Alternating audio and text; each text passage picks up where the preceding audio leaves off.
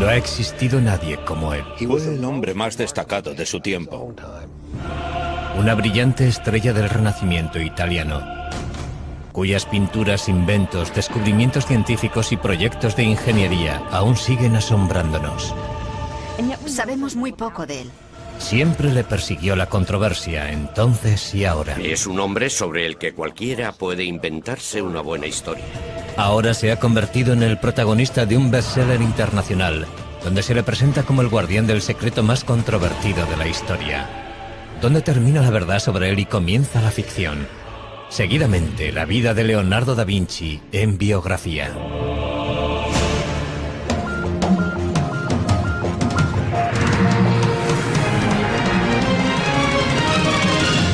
Biografía. Leonardo da Vinci. Jesús, María Magdalena, la Iglesia, sociedades secretas, el Santo Grial y Leonardo da Vinci. Esos son los ingredientes principales del Código da Vinci, el multimillonario éxito de ventas escrito por Dan Brown que ha despertado una gran controversia. En la novela se ofrecen reinterpretaciones revolucionarias de obras de arte y arquitectónicas reales, con lo que el autor consigue difuminar la línea que separa la realidad de la ficción. Induce a pensar que las opiniones expresadas por Dan Brown sobre algunas obras de arte son realmente ciertas. Hoy analizaremos gran parte de esas obras creadas por Leonardo da Vinci, centrándonos especialmente en La Última Cena. ¿De verdad contiene esta obra maestra lo que dice el libro que contiene? Es indudable que hay pistas ocultas en las obras de Leonardo da Vinci. Pistas que nos ayudan a saber quién era, en qué creía y por qué continúa siendo una de las mentes más fascinantes que ha conocido el mundo. Leonardo nació en la Toscana, en un pueblo llamado Vinci, a las afueras de Florencia. Cuando nació Leonardo, Florencia era el centro del centro de Europa. En todos los sentidos. Era sin duda el centro artístico y también el centro cultural de Europa. Pero Leonardo da Vinci nace en unas circunstancias complicadas. Es hijo ilegítimo de Caterina, hija de un campesino empobrecido, y Serpiero, maduro y respetado notario perteneciente a una respetada familia. Los padres biológicos de Leonardo no se casan entre ellos, pero sí por separado, presumiblemente con gente de su propia clase. Caterina pronto tiene 5 hijos más con su marido. Leonardo crece con su padre, Serpiero, y con sus madrastras. Leonardo fue hijo único hasta los 25 años. Durante sus 2 primeros matrimonios, su padre no tuvo heredero porque no sobrevivió ninguno de sus hijos. De haber sido hijo legítimo, Leonardo hubiera heredado tanto las tierras como la profesión de su padre. Pero como es ilegítimo, no recibirá nada. Como era hijo ilegítimo, no podía convertirse en notario. Por consiguiente, tuvieron que encauzarle hacia otra actividad. Obviamente saltaba a la vista que era un chico con mucho talento. Sabía dibujar muy bien. Sabía construir cosas. Es probable que fuera ambidiestro. Así que cuando vieron que le interesaba el arte, le animaron a que siguiera por ese camino, puesto que no había ninguna otra alternativa. Leonardo pronto se siente fascinado por la naturaleza. El agua, las plantas, los árboles, los animales, todo despierta su curiosidad. Años más tarde, Leonardo aseguraría que la naturaleza es la mejor maestra. Es más noble imitar las cosas de la naturaleza, que son de hecho imágenes reales, que imitar lo que se dice con palabras, porque las palabras son obra del hombre. La relación de Leonardo con la naturaleza que rodeaba a Vinci es importante porque tuvo una gran influencia primero en la evolución de su pensamiento y luego en la de su obra. Siendo aún adolescente, se traslada a Florencia con su padre, y allí se le presenta la oportunidad de pulir su talento al entrar de aprendiz en el taller del artista Andrea Verrocchio. Parece que su padre reconoció el talento del joven desde un principio y le hizo ingresar en el taller de Andrea Verrocchio, un lugar inmejorable para crecer como artista. El taller de Verrocchio es una verdadera universidad de arte. El joven Leonardo aprende a dibujar, a pintar, a trabajar el bronce, a crear muebles y a diseñar banderolas para los desfiles. Habilidades todas necesarias para convertirse en artista profesional. Lo que no es explicable es la chispa del genio. ¿Cómo sucedió? No creo que lo sepamos. Son las familias ricas y poderosas de Florencia las que encargan las obras de arte que produce el taller de Verrocchio, sobre todo la familia más importante de la ciudad, los Medici. Siempre desempeñaron un papel principal, encargando ellos mismos las propias obras o facilitando la creación de este ambiente de aprendizaje y orquestando los encargos de obras de arte en colaboración con sus amigos. Leonardo puede ver muchos proyectos excepcionales en el taller de Verrocchio. Una de las cosas más interesantes que hizo, o que al menos observó, fue la colocación de una bola dorada en la cúpula de la Catedral de Florencia. Tenía 5 metros de diámetro y fue un verdadero desafío tecnológico. La bola, 2 toneladas de cobre dorado. Verrocchio crea el mecanismo que la colocará en el sitio elegido, en lo más alto del Duomo. Este logro de la ingeniería causa un gran efecto en el joven Leonardo. Durante el resto de su vida le interesarán tanto los retos técnicos como los artísticos. Hicieron muchas cosas de esas para los Medici, y esas obras fueron importantes para Leonardo porque, además de conocer los rudimentos de muchas técnicas, le sirvieron para establecer contactos que le servirían para entrar al servicio de los Medici. Con 20 años, Leonardo completa su aprendizaje con Verrocchio y se registra en el Sindicato de Pintores de la ciudad. Un paso necesario para convertirse en artista profesional. En el taller de Verrocchio completa su primera obra importante. Le encargan pintar un ángel en la obra de Verrocchio, el Bautismo de Cristo, y es la contribución de Leonardo la que más destaca del cuadro. Por primera vez en la historia de la pintura, Leonardo representa una figura que se gira hacia el espectador. Eso fue una especie de revolución en la historia del arte, porque hasta ese momento todas las figuras, todas las personas se representaban frontalmente, de forma muy estática, arcaica y medieval. Y ese gesto introdujo el movimiento en las figuras. Llega Leonardo, pinta la cabeza del ángel en el Bautismo de Cristo y Verrocchio dice: «Oh Dios, aquí hay alguien que sabe pintar mejor que yo». Cuenta la leyenda que Verrocchio no quiso volver a tocar los pinceles, indignado porque un muchacho supiera más que él. Hay algo de verdad en eso. Lo que indudablemente es cierto es que Leonardo superó a su maestro muy joven.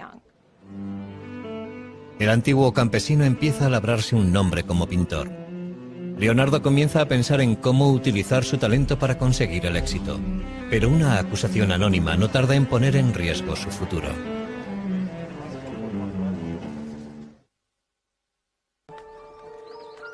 Leonardo da Vinci tiene ahora 24 años y ya ha pasado de ser considerado el hijo ilegítimo de un notario a convertirse en un artista legítimo. Es un prometedor artista florentino a la altura de Botticelli, Ghirlandaio y Rafael. Leonardo ya ha terminado varios cuadros notables, entre ellos la Anunciación y el retrato de Ginebra de Vinci. Ha aprendido mucho en el taller de Andrea Verrocchio. Sus ideas y su técnica están evolucionando, pero la competencia es feroz. Existió una gran competencia entre pintores en la Florencia de 1470 y 1480. Sin embargo, Leonardo cobró ventaja porque ya había tenido contactos con los Medici. Leonardo demostraría tener un talento especial para cultivar esos contactos, algo que le resultaría muy beneficioso a lo largo de su vida. También empieza a anotar por escrito su explosión de ideas en varios cuadernos. Leonardo escribía todas las ideas que se le ocurrían, todo lo que leía o escuchaba en las calles cuando estaba con sus amigos. A veces resulta bastante difícil saber si lo que escribe son ideas suyas o citas que está transcribiendo. En la actualidad, los legendarios cuadernos de Leonardo están reunidos en lo que se conoce como sus códices. Al final de su vida habrá escrito 20 volúmenes. Cada uno de ellos con cientos de páginas. Los cuadernos son fragmentarios y contradictorios. En ellos mezcla todo tipo de materiales sobre temas muy distintos unos de otros, a veces incluso en la misma página, y constituyen la antítesis total de los apuntes que toman los estudiantes aplicados en clase. Sencillamente no sentía la necesidad de ser un pensador sistemático. Tomó cientos de notas sobre arquitectura y sobre ciencias. Escribió sobre óptica y perspectiva. Escribió de botánica, de anatomía, de geología. Y también se interesó por la ingeniería y la fabricación de armas, conocimientos que le resultaron de gran utilidad para conseguir encargos y alcanzar la posición que deseaba. Un detalle sorprendente de los cuadernos es la extraña letra de Leonardo. Casi todas las palabras están escritas al revés, de derecha a izquierda. ¿Es esta la forma que tiene Leonardo de encriptar sus notas, como asegura Dan Brown en su novela El Código da Vinci? Lo que está claro es que si eres zurdo como yo, la forma normal de escribir es de derecha a izquierda. Uno no empuja la pluma, la sostiene. Y es perfectamente posible que adoptara esa costumbre porque nunca tuvo un estricto profesor de primaria encima de él diciéndole cómo tenía que escribir. Si así fuera, sería un código muy pobre. Su escritura resulta bastante legible si utilizamos un espejo. Yo pienso que fue un hábito que adoptó porque le resultaba más fácil escribir así.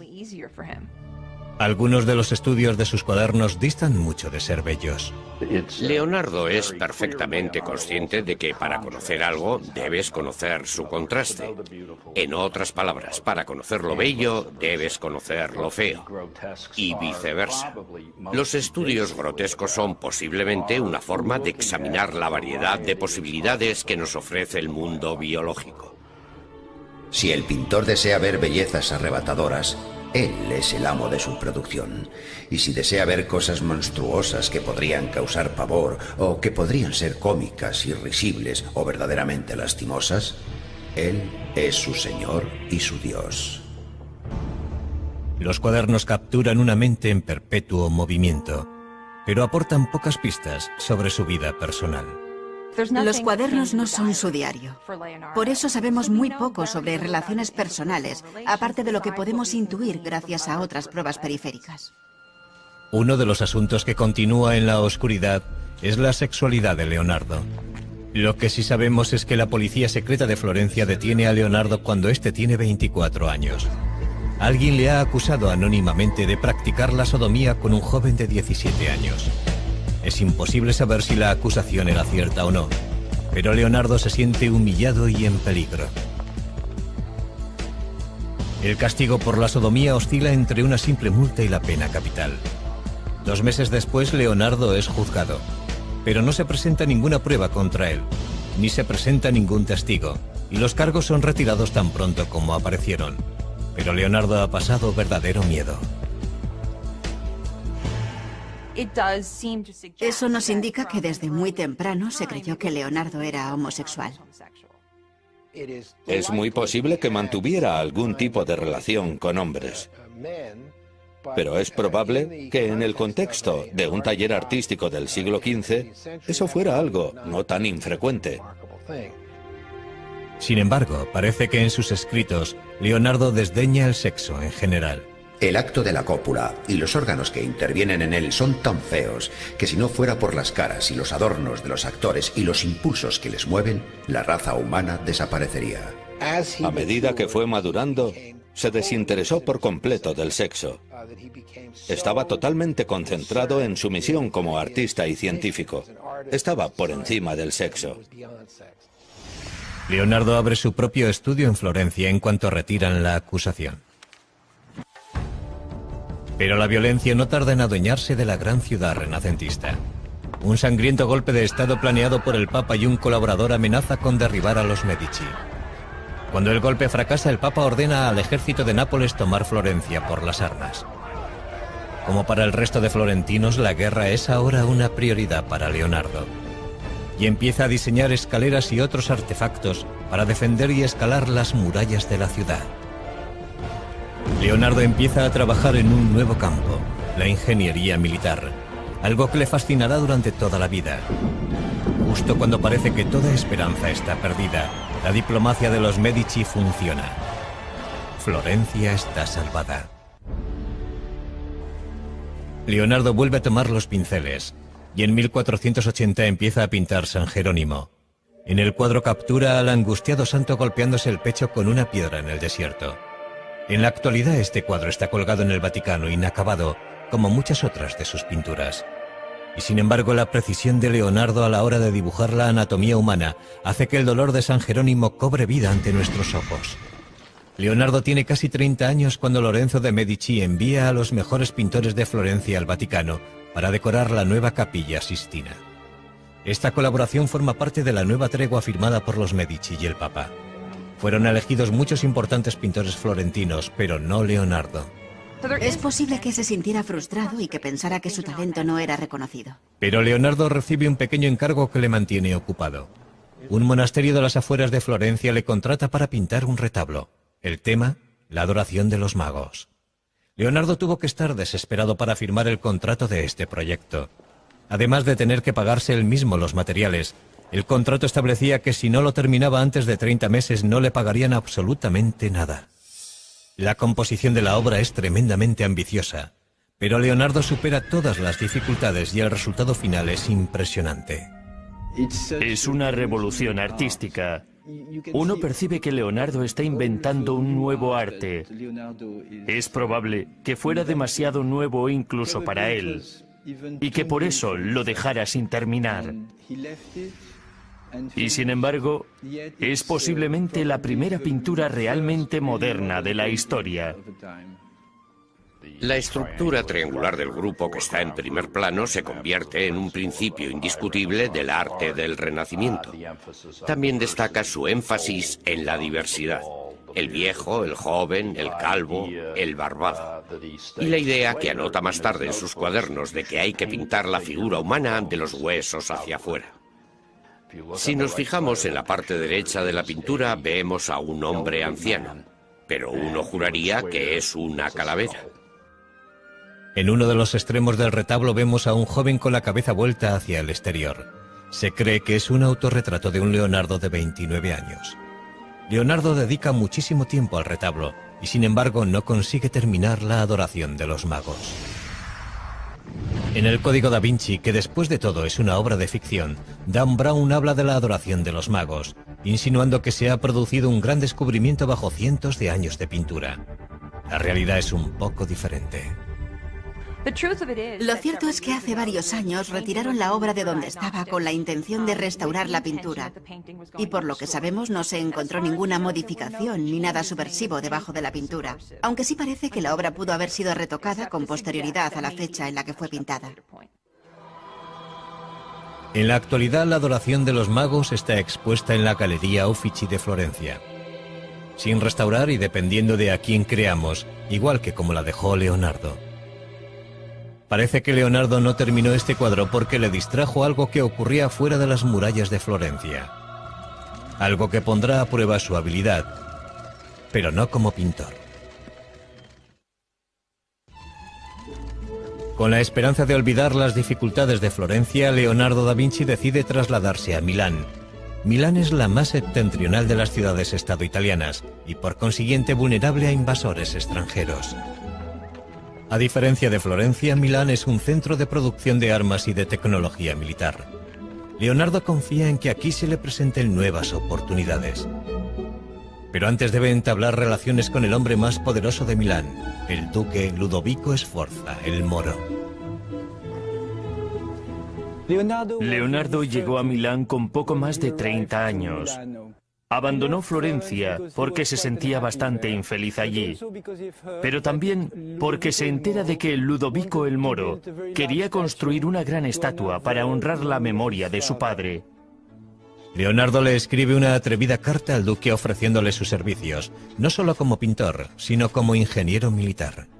Haciendo gala de un descaro increíble, Leonardo asegura que es capaz de hacerlo todo. Principalmente el duque necesitaba fabricar pertrechos militares, armas ofensivas y defensivas. Y Leonardo le dice que él es el hombre que necesita. Y lo que resulta muy interesante es que en medio de la carta empieza a hablar en futuro. Y le deja caer que todavía no ha hecho nada de lo que dice que puede hacer. Pero eso nos demuestra que Leonardo sabía cómo promocionarse. Y al final de la carta le dice, por cierto, también puedo crear arte. Puedo hacer el monumento ecuestre en recuerdo de vuestro padre. En su carta, Leonardo propone diseños de fortalezas y técnicas para la fabricación de cañones y máquinas para sitiar ciudades. Uno de sus conceptos se adelanta cientos de años a su tiempo. Inspirado en el caparazón de las tortugas, Leonardo diseña el antecedente del tanque moderno. Su exterior está hecho con planchas de metal inclinadas para desviar el fuego enemigo. Unas pequeñas troneras permiten a los hombres que están dentro abrir fuego a su vez. La verdadera innovación es su forma de moverse. Un sistema de manivelas y poleas giradas por hombres o caballos pone en funcionamiento sus 4 ruedas. Pero si el tanque hubiera sido construido tal y como estaba diseñado, las ruedas habrían girado en direcciones opuestas y el tanque no se habría movido de su sitio. ¿Un error de aficionado cometido por Leonardo? ¿O un error intencionado para impedir que otros le robaran la idea? Nunca lo sabremos. Entre el resto de sus diseños militares destacan salvajes máquinas de muerte pensadas para diezmar las filas enemigas. Pero no son armas prácticas, sino armas de terror. El duque se fija en Leonardo, pero su primer encargo oficial no es un contrato de defensa. Ludovico Sforza quiere que Leonardo haga un retrato de su amante, Cecilia Gallerani. No era eso a lo que había ido Leonardo a Milán, pero la proximidad al poder suele acabar dando sus frutos. Leonardo encajó muy bien en la corte de Milán. Se sentía cómodo en el ambiente cortesano de la ciudad. El cuadro de Leonardo captura la luminosa belleza de la joven amante del duque. El armiño que lleva en brazos es un chiste visual de Leonardo basado en el apellido de Cecilia, que suena como la palabra griega para designar al armiño. Pero la testarudez de Leonardo frustra a otros clientes. Le contratan para crear un retablo basado en la Inmaculada Concepción, empleando una imaginería y unos colores específicos, pero lo que hace es dar rienda suelta a su imaginación. Jamás se había visto nada parecido en la pintura italiana. Nos encontramos con una pintura extraña, con un esquema compositivo triangular. La Virgen y el niño bendiciendo a San Juan arrodillado, y una extraña esfinge, una especie de ángel. Situados todos en un paisaje de estalactitas, en el interior de una especie de gruta rocosa, un mundo húmedo y poco iluminado. La Virgen de las Rocas es una imagen perturbadora, muy distinta de lo que se suponía que debía entregar. Y Leonardo no la termina, al menos no entonces. Tras varios años de trabajo, Leonardo se gana finalmente el favor de Ludovico Sforza, que le nombra ingeniero de la corte. Es responsable de prácticamente todo, desde diseñar las tuberías del palacio, a crear los trajes para los espectáculos que se celebran en la corte. Incluso diseña un plan para fabricar un escenario giratorio. Leonardo fue muy feliz en Milán. Ludovico el Moro le permitió hacer casi todo lo que quería. La suya fue una posición muy cómoda. El castillo del duque es ya una fortaleza prácticamente inexpugnable, pero Leonardo crea diseños para reforzarlo. La amenaza siempre presente de la guerra estimula la imaginación de Leonardo. Diseña un puente que puede derrumbarse al paso del enemigo, una ametralladora primitiva, incluso un lanzallamas. Finalmente Ludovico Sforza concede a Leonardo el premio que tanto ansiaba. Le encarga la creación de una estatua enorme del padre del duque montando un semental. Leonardo empieza a tomar apuntes del natural. Leonardo siente fascinación por los caballos. Dibuja caballos por todas partes. Primero quiso hacer un caballo alzado sobre las patas traseras. Luego optó por un caballo que va al paso, puesto que desde el punto de vista de la estática era lo que podía conseguir. Sforza quiere que sea el mayor monumento ecuestre de la historia del arte. Basándonos en los bocetos que han quedado, parece que Leonardo quería hacer el caballo sin jinete. Un caballo de entre 6 y 7 metros de altura. Los desafíos técnicos son apabullantes. Leonardo crea incontables modelos pequeños en arcilla de la estatua antes de decidir cómo vaciar la versión final, para lo que se necesitarán 60 toneladas de bronce. En estos momentos Leonardo tiene ya un nuevo taller en Milán y cuenta con un ayudante. Se llama Giacomo, pero Leonardo prefiere llamarle Salai, pequeño diablo. Salai ingresa en el taller con apenas 10 años, en 1490, y permanece junto a Leonardo durante toda su vida. Es evidente que existe un vínculo personal entre ambos. La relación no era únicamente laboral, pero desconocemos la naturaleza exacta de esa relación. Salai está junto a su maestro en uno de los días más importantes de su vida. Ludovico Sforza prepara una elaborada celebración familiar para presentar el modelo en arcilla a escala real del caballo de su padre. Pero antes de que pueda fundirse el bronce para la escultura, el ejército francés amenaza con invadir Milán, sacudiendo los cimientos de la dinastía Sforza. Las tropas de Sforza no son rival para el bien pertrechado ejército francés. No les queda más remedio que utilizar el bronce destinado al caballo de Sforza para fundir cañones. El sueño de Leonardo queda hecho pedazos. Escribe: no diré nada del caballo porque sé en qué tiempos vivimos. Pero el caballo no es el único monumento de la familia Sforza que el duque le ha pedido a Leonardo que cree. Leonardo estaba también pintando un mural religioso para la iglesia de los Sforza. El tema, la última cena de Cristo con sus apóstoles. Para frustración de todos, pasaron años sin que pareciera que Leonardo pudiera terminar la obra. Ludovico Sforza le encargó esta obra cuando estaba decorando el monasterio de Santa María delle Grazie, probablemente como preparación para hacer un monumento funerario para él mismo. Por eso le encargó la última cena, una pintura mural para el refectorio, y en la pared opuesta iba a ir la crucifixión, con retratos de él y de su familia. Leonardo crea una composición revolucionaria para decorar la modesta pared de un monasterio. El genio de Leonardo se revela al preguntarse cómo capturo ese momento tan importante en el que Cristo dice: de verdad os digo que uno de vosotros me traicionará, y ahí se desata un infierno psicológico.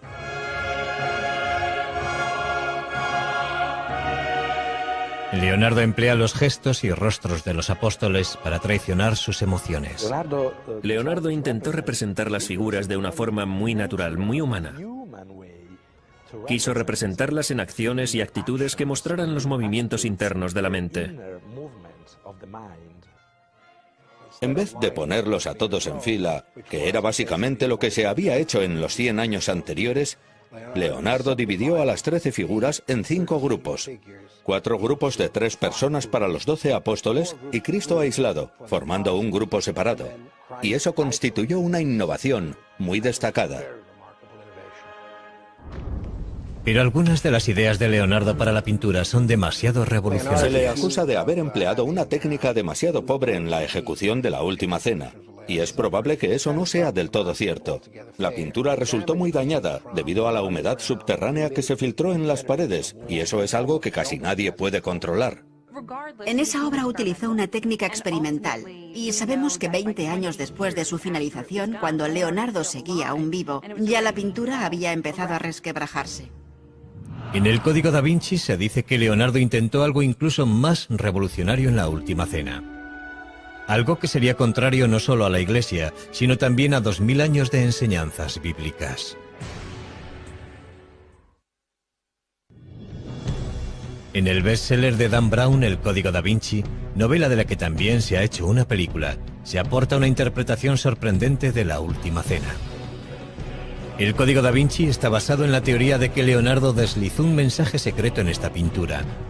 La figura de aspecto femenino a la izquierda de Jesús no es Juan, como aseguraría la tradición, sino María Magdalena, quien se supone que era la madre de Jesús. Naturalmente, el Código da Vinci es una obra de ficción. ¿Pero creyó Leonardo algo de todo esto? Conocer el contexto en el que, dónde y por qué pintó Leonardo esta obra podría ofrecernos cierta perspectiva. Esta obra fue un encargo del duque de Milán para el refectorio, el comedor de un monasterio. Y el público que iba a verla estaba compuesto por los religiosos que se sentaban allí a comer. No era el lugar apropiado para deslizar un mensaje secreto. Y ese mensaje jamás hubiera llegado a una audiencia receptiva en caso de que se emitiera una opinión contraria a las enseñanzas de la Iglesia Católica.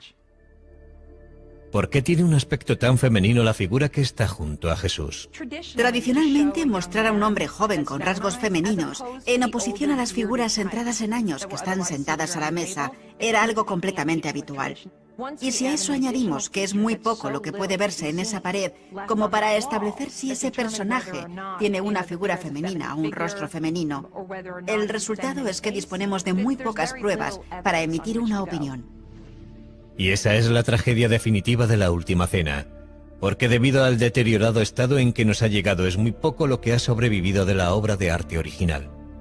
Ha sufrido 8 restauraciones documentadas, es posible que más.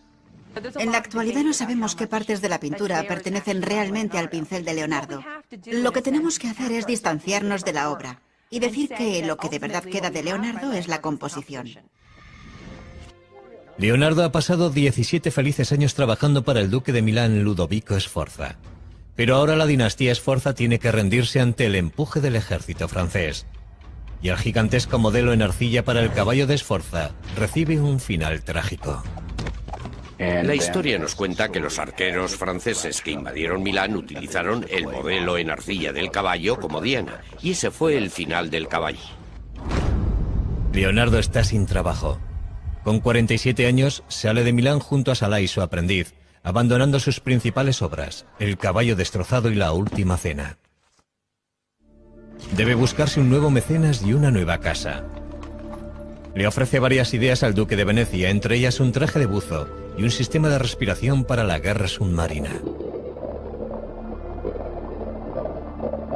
Como muchas otras veces, Leonardo se ha adelantado cientos de años a su tiempo. Pero es otro concepto el que de verdad le fascina, encontrar la forma de hacer volar al hombre. Dedica horas a observar a los pájaros en un intento de descifrar las claves de su vuelo. El pájaro es un instrumento que funciona de acuerdo a unas leyes matemáticas, y el hombre tiene el poder de reproducir un instrumento como este con todo su movimiento. No sé si se han fijado alguna vez en un pájaro volando, pero es imposible explicar la forma en la que se mueven sus alas, por ejemplo. Leonardo sí podía hacerlo. Él entendía la forma en la que se movían las alas y las dibujaba al mismo tiempo. Leonardo diseña inventos que imitan el vuelo de las aves, y puede que llegara a atar alas a sus ayudantes para que intentaran volar. Pero descubrir la forma de volar es el mayor reto al que se enfrenta Leonardo. Uno de sus diseños de avión más famosos es el tornillo aéreo, también conocido como el helicóptero de Leonardo. Tenía más de 4,5 metros de ancho y 4 hombres hacían girar unas manivelas para crear la fuerza propulsora. Su enorme peso garantizaba la imposibilidad de que funcionara, pero sirvió para hacerle pensar a Leonardo. Posteriormente experimentó con un ala articulada. El resultado es un diseño conocido como el ornicóptero de Leonardo, que bate las alas para conseguir volar. Empieza pensando que quizá podamos batir las alas, y llega a la conclusión de que eso no es posible. Estudia a los pájaros, pero sobre todo estudia a los murciélagos, y todo eso le conduce a la idea de volar planeando. Para ello diseña unas alas fijas y unos paracaídas que deberían planear como los pájaros impulsados por las corrientes de aire.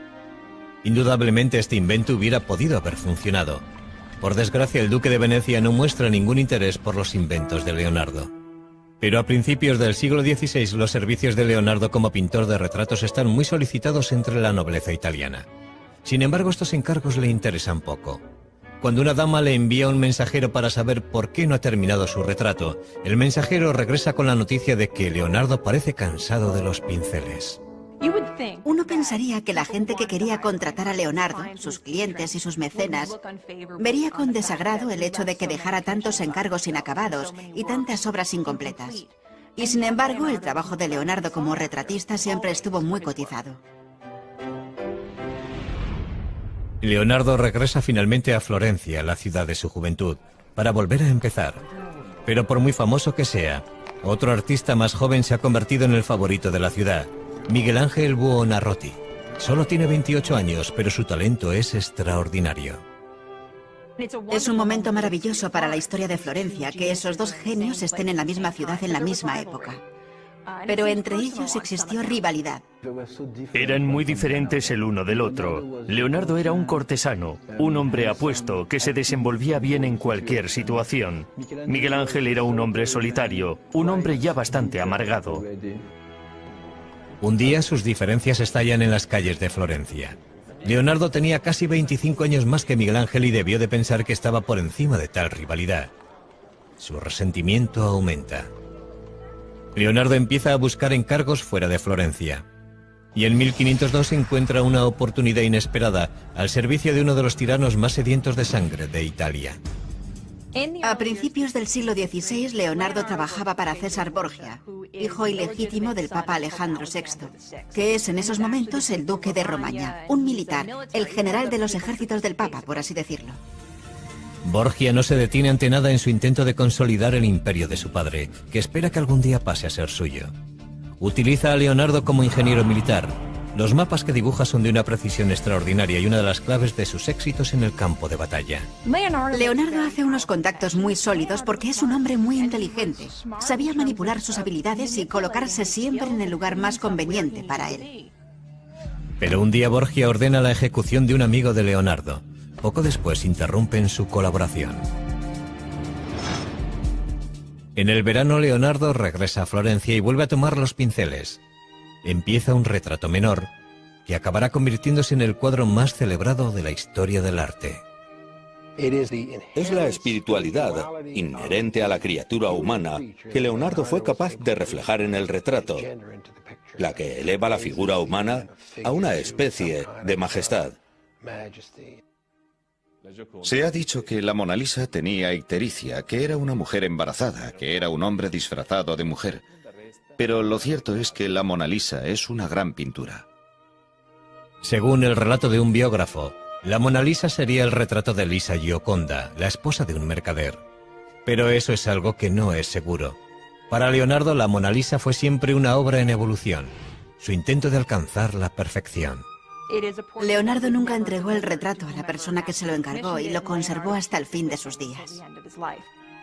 En la actualidad el cuadro se expone en el Museo del Louvre, en París, protegido por un cristal antibalas. Es un tesoro nacional que no tiene precio. El cuadro no siempre estuvo tan bien vigilado, pero el robo de la apreciada pintura de Leonardo en 1911 lo cambió todo. Una mañana de verano, un antiguo empleado del Louvre descolgó la Mona Lisa de la pared sin que nadie le viera y salió del museo con el cuadro escondido debajo del abrigo. ¿Su motivo? Creía que el cuadro debía ser devuelto a Italia. Fue un acto de nacionalismo impulsado por la idea de que la Mona Lisa debería estar expuesta en un museo italiano. A pesar de una búsqueda desesperada, el cuadro permaneció en paradero desconocido durante más de 2 años, hasta que el ladrón se ofreció a devolverlo a Italia a cambio de dinero. En 1913 fue detenido en Florencia. La Mona Lisa estaba cuidadosamente escondida en el falso fondo de su maleta, en perfecto estado. Curiosamente, el robo y la recuperación de la Mona Lisa solo consiguieron aumentar la fama del cuadro. Poco después de que Leonardo empezara la Mona Lisa en Florencia, le contratan para pintar un fresco en la gran sala del Consejo de la ciudad. Es con diferencia el proyecto más grande en el que se ha embarcado Leonardo en su vida. Creo que fue un encargo muy importante para Leonardo, pero también fue un proyecto muy arriesgado para él, porque hubiera exigido de un artista que pintara al fresco, y en última instancia no sería eso lo que haría Leonardo. El tema de la pintura es la victoria florentina sobre Milán en la batalla de Anghiari. Conocemos la composición que hizo Leonardo a partir de algunos de los bocetos que se conservan. Pero tras trabajar durante 3 años en el proyecto, Leonardo lo dejó inacabado. No sabemos lo que ocurrió con exactitud. Sabemos que la pintura no se adhirió a la pared y que intentó utilizar una técnica experimental. O puede que el motivo por el que no lo terminara tuviera algo que ver con el artista a quien se le encargó el fresco que ocuparía la pared opuesta, el principal rival de Leonardo, Miguel Ángel. Florencia era demasiado pequeña para los dos. Era o uno u otro. No podían trabajar al mismo tiempo en la misma ciudad. Leonardo acaricia la idea de volver a abandonar Florencia, pero no antes de empezar un nuevo campo de estudio. Parece ser que al Papa no le gustaba que Leonardo se dedicara a hacer disecciones.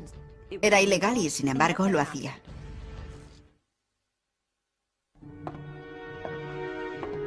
Con 50 años, el deseo de Leonardo da Vinci por alcanzar la perfección artística le empuja en una dirección sorprendentemente científica: la disección de cadáveres humanos. Creía que para poder representar el cuerpo humano tenías que entenderlo. Tenías que entenderlo desde los músculos hacia afuera, para poder cubrir los músculos con carne y la carne con ropa. Leonardo nunca fue un hombre religioso y no tiene reparo en sajar la carne muerta para poder dibujar de forma sistemática todos los detalles del cuerpo humano.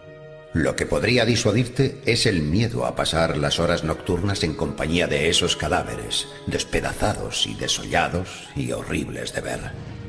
Finalmente, la curiosidad le empuja al lecho de muerte de un hombre de 100 años.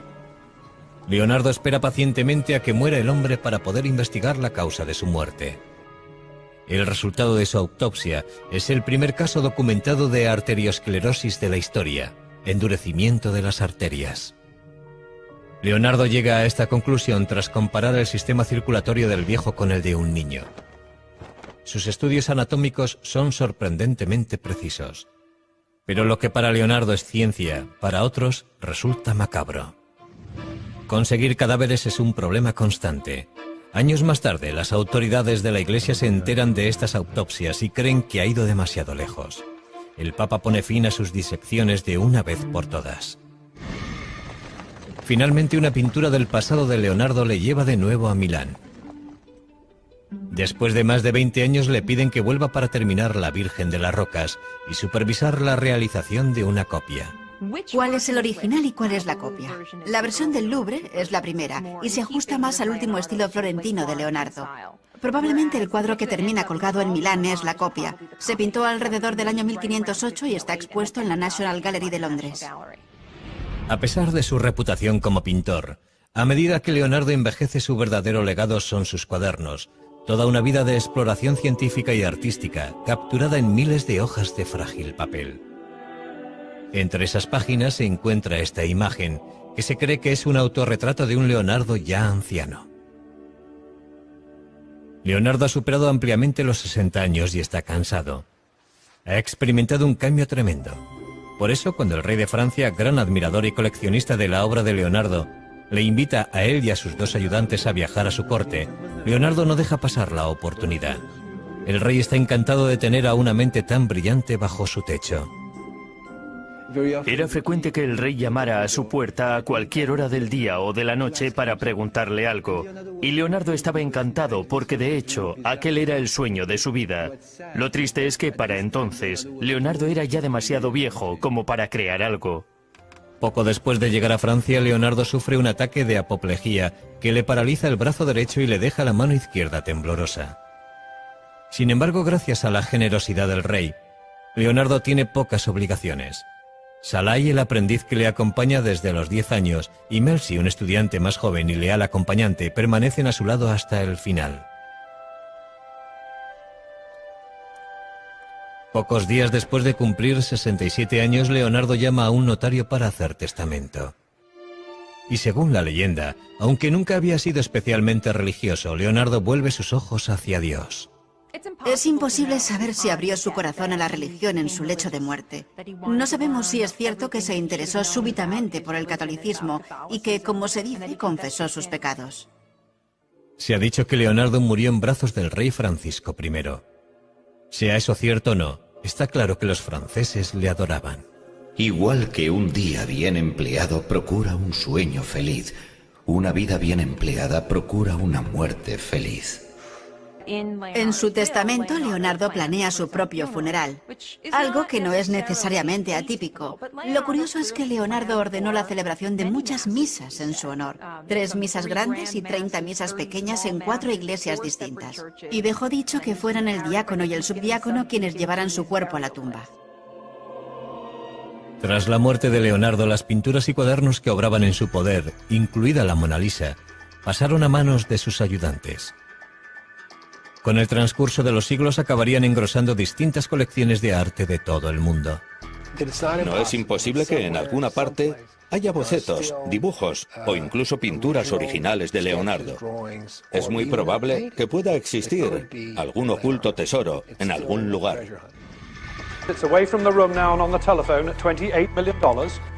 Casi 500 años después de su muerte, Bill Gates compró por más de $30 millones uno de los 20 cuadernos de Leonardo que se conservan, el Códice Lester. Desde entonces ha sido expuesto públicamente en muchas ciudades del mundo. En 2006, un nuevo estudio sobre los cuadernos y dibujos de Leonardo arrojó nuevas y sorprendentes pistas forenses sobre el maestro del Renacimiento. Parece ser que Leonardo dejó huellas dactilares tanto completas como parciales en la pintura y la tinta de varias de sus obras. El análisis de esas huellas podría algún día proporcionarnos más detalles sobre la identidad étnica de la madre de Leonardo y sobre el propio Leonardo. ¿Por qué Leonardo y su obra continúan fascinándonos? Desde el Código da Vinci a su escritura inversa, pasando por sus disecciones y sus pinturas misteriosas, Leonardo se nos aparece como un mago negro del Renacimiento. Pero eso está muy lejos de ser verdad. Fue un hombre de un talento excepcional que vivió en una época extraordinaria. Si examinamos la vida de Leonardo, llegaremos a la conclusión de que fue más un científico que un pintor.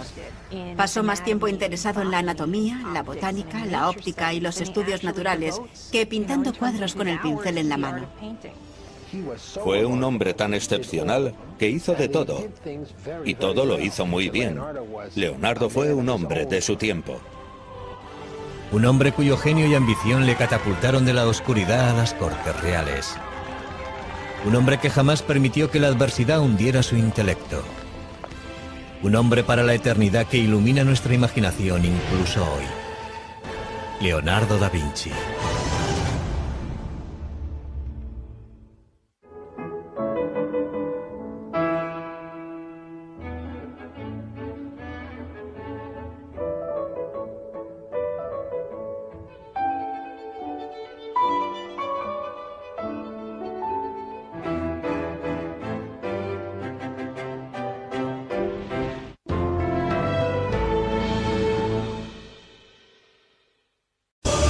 No ha existido nadie como él. Fue el hombre más destacado de su tiempo.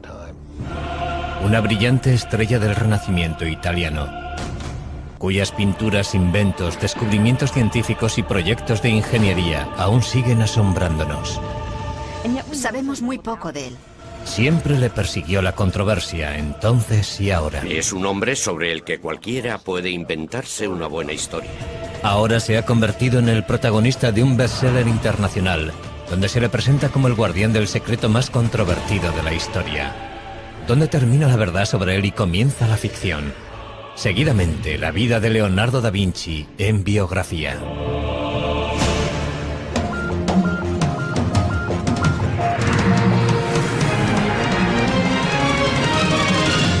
Biografía.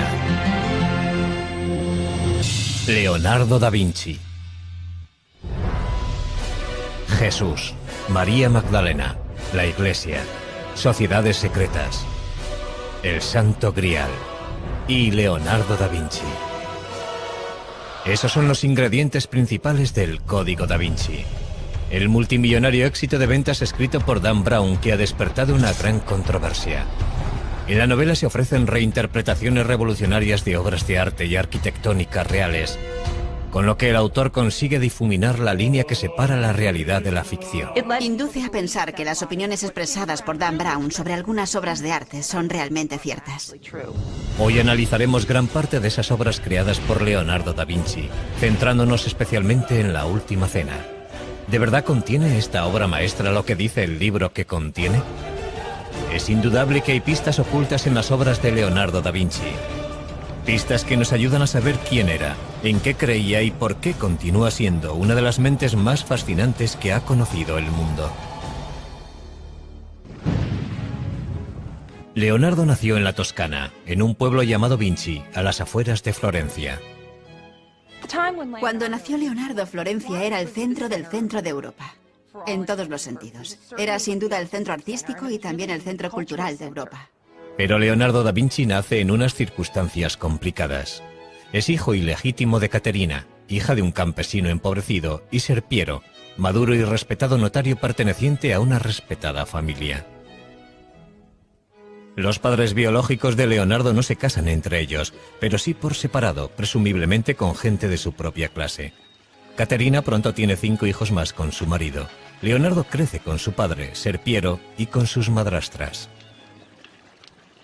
Leonardo fue hijo único hasta los 25 años. Durante sus 2 primeros matrimonios, su padre no tuvo heredero porque no sobrevivió ninguno de sus hijos.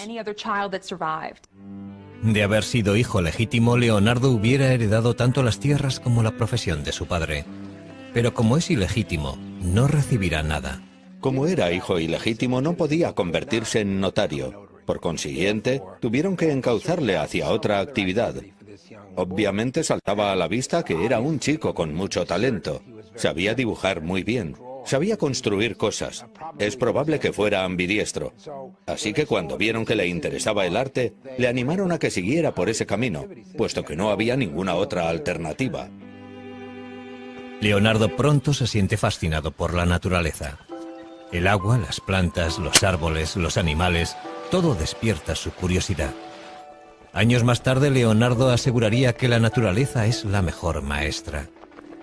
Es más noble imitar las cosas de la naturaleza, que son de hecho imágenes reales, que imitar lo que se dice con palabras, porque las palabras son obra del hombre. La relación de Leonardo con la naturaleza que rodeaba a Vinci es importante porque tuvo una gran influencia primero en la evolución de su pensamiento y luego en la de su obra. Siendo aún adolescente se traslada a Florencia con su padre, y allí se le presenta la oportunidad de pulir su talento al entrar de aprendiz en el taller del artista Andrea Verrocchio. Parece que su padre reconoció el talento del joven desde un principio y le hizo ingresar en el taller de Andrea Verrocchio, un lugar inmejorable para crecer como artista. El taller de Verrocchio es una verdadera universidad de arte. El joven Leonardo aprende a dibujar, a pintar, a trabajar el bronce, a crear muebles y a diseñar banderolas para los desfiles. Habilidades todas necesarias para convertirse en artista profesional. Lo que no es explicable es la chispa del genio. ¿Cómo sucedió? No creo que lo sepamos. Son las familias ricas y poderosas de Florencia las que encargan las obras de arte que produce el taller de Verrocchio, sobre todo la familia más importante de la ciudad, los Medici. Siempre desempeñaron un papel principal, encargando ellos mismos las propias obras o facilitando la creación de este ambiente de aprendizaje y orquestando los encargos de obras de arte en colaboración con sus amigos. Leonardo puede ver muchos proyectos excepcionales en el taller de Verrocchio. Una de las cosas más interesantes que hizo, o que al menos observó, fue la colocación de una bola dorada en la cúpula de la Catedral de Florencia. Tenía 5 metros de diámetro y fue un verdadero desafío tecnológico. La bola, 2 toneladas de cobre dorado. Verrocchio crea el mecanismo que la colocará en el sitio elegido, en lo más alto del Duomo. Este logro de la ingeniería causa un gran efecto en el joven Leonardo.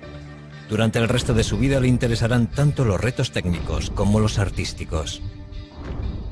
Hicieron muchas cosas de esas para los Medici, y esas obras fueron importantes para Leonardo porque, además de conocer los rudimentos de muchas técnicas, le sirvieron para establecer contactos que le servirían para entrar al servicio de los Medici.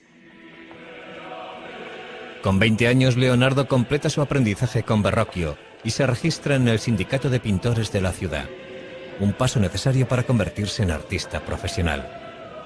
En el taller de Verrocchio completa su primera obra importante.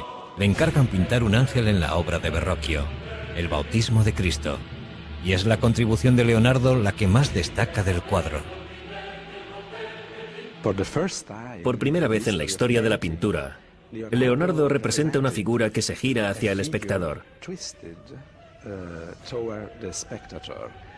Eso fue una especie de revolución en la historia del arte, porque hasta ese momento todas las figuras, todas las personas se representaban frontalmente, de forma muy estática, arcaica y medieval. Y ese gesto introdujo el movimiento en las figuras. Llega Leonardo, pinta la cabeza del ángel en el Bautismo de Cristo y Verrocchio dice: «Oh Dios, aquí hay alguien que sabe pintar mejor que yo». Cuenta la leyenda que Verrocchio no quiso volver a tocar los pinceles, indignado porque un muchacho supiera más que él. Hay algo de verdad en eso. Lo que indudablemente es cierto es que Leonardo superó a su maestro muy joven. El antiguo campesino empieza a labrarse un nombre como pintor. Leonardo comienza a pensar en cómo utilizar su talento para conseguir el éxito, pero una acusación anónima no tarda en poner en riesgo su futuro.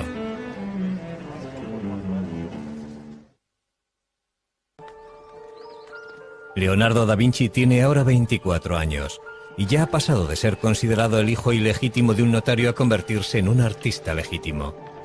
Es un prometedor artista florentino a la altura de Botticelli, Ghirlandaio y Rafael. Leonardo ya ha terminado varios cuadros notables, entre ellos la Anunciación y el retrato de Ginebra da Vinci. Ha aprendido mucho en el taller de Andrea Verrocchio. Sus ideas y su técnica están evolucionando, pero la competencia es feroz. Existió una gran competencia entre pintores en la Florencia de 1470 y 1480. Sin embargo, Leonardo cobró ventaja porque ya había tenido contactos con los Medici. Leonardo demostraría tener un talento especial para cultivar esos contactos, algo que le resultaría muy beneficioso a lo largo de su vida. También empieza a anotar por escrito su explosión de ideas en varios cuadernos. Leonardo escribía todas las ideas que se le ocurrían, todo lo que leía o escuchaba en las calles cuando estaba con sus amigos. A veces resulta bastante difícil saber si lo que escribe son ideas suyas o citas que está transcribiendo. En la actualidad, los legendarios cuadernos de Leonardo están reunidos en lo que se conoce como sus códices. Al final de su vida habrá escrito 20 volúmenes, cada uno de ellos con cientos de páginas. Los cuadernos son fragmentarios y contradictorios. En ellos mezcla todo tipo de materiales sobre temas muy distintos unos de otros, a veces incluso en la misma página, y constituyen la antítesis total de los apuntes que toman los estudiantes aplicados en clase. Sencillamente no sentía la necesidad de ser un pensador sistemático. Tomó cientos de notas sobre arquitectura y sobre ciencias. Escribió sobre óptica y perspectiva. Escribió de botánica, de anatomía, de geología. Y también se interesó por la ingeniería y la fabricación de armas. Conocimientos que le resultaron de gran utilidad para conseguir encargos y alcanzar la posición que deseaba. Un detalle sorprendente de los cuadernos es la extraña letra de Leonardo. Casi todas las palabras están escritas al revés, de derecha a izquierda. ¿Es esta la forma que tiene Leonardo de encriptar sus notas, como asegura Dan Brown en su novela El Código da Vinci? Lo que está claro es que si eres zurdo como yo, la forma normal de escribir es de derecha a izquierda. Uno no empuja la pluma, la sostiene. Y es perfectamente posible que adoptara esa costumbre porque nunca tuvo un estricto profesor de primaria encima de él diciéndole cómo tenía que escribir. Si así fuera, sería un código muy pobre. Su escritura resulta bastante legible si utilizamos un espejo. Yo pienso que fue un hábito que adoptó porque le resultaba más fácil escribir así. Algunos de los estudios de sus cuadernos distan mucho de ser bellos.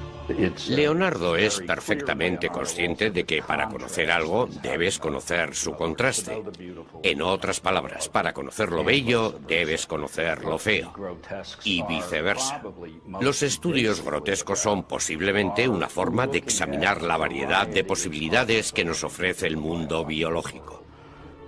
Si el pintor desea ver bellezas arrebatadoras, él es el amo de su producción.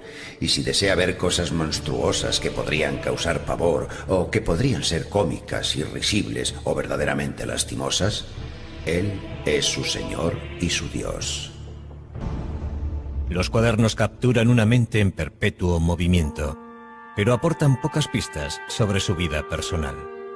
Los cuadernos no son su diario. Por eso sabemos muy poco sobre relaciones personales, aparte de lo que podemos intuir gracias a otras pruebas periféricas. Uno de los asuntos que continúa en la oscuridad es la sexualidad de Leonardo. Lo que sí sabemos es que la policía secreta de Florencia detiene a Leonardo cuando éste tiene 24 años. Alguien le ha acusado anónimamente de practicar la sodomía con un joven de 17 años. Es imposible saber si la acusación era cierta o no, pero Leonardo se siente humillado y en peligro. El castigo por la sodomía oscila entre una simple multa y la pena capital. 2 meses después, Leonardo es juzgado, pero no se presenta ninguna prueba contra él, ni se presenta ningún testigo, y los cargos son retirados tan pronto como aparecieron. Pero Leonardo ha pasado verdadero miedo. Eso nos indica que desde muy temprano se creyó que Leonardo era homosexual. Es muy posible que mantuviera algún tipo de relación con hombres. Pero es probable que en el contexto de un taller artístico del siglo XV, eso fuera algo no tan infrecuente. Sin embargo, parece que en sus escritos, Leonardo desdeña el sexo en general. El acto de la cópula y los órganos que intervienen en él son tan feos que si no fuera por las caras y los adornos de los actores y los impulsos que les mueven, la raza humana desaparecería. A medida que fue madurando, se desinteresó por completo del sexo. Estaba totalmente concentrado en su misión como artista y científico. Estaba por encima del sexo. Leonardo abre su propio estudio en Florencia en cuanto retiran la acusación. Pero la violencia no tarda en adueñarse de la gran ciudad renacentista. Un sangriento golpe de estado planeado por el Papa y un colaborador amenaza con derribar a los Medici. Cuando el golpe fracasa, el Papa ordena al ejército de Nápoles tomar Florencia por las armas.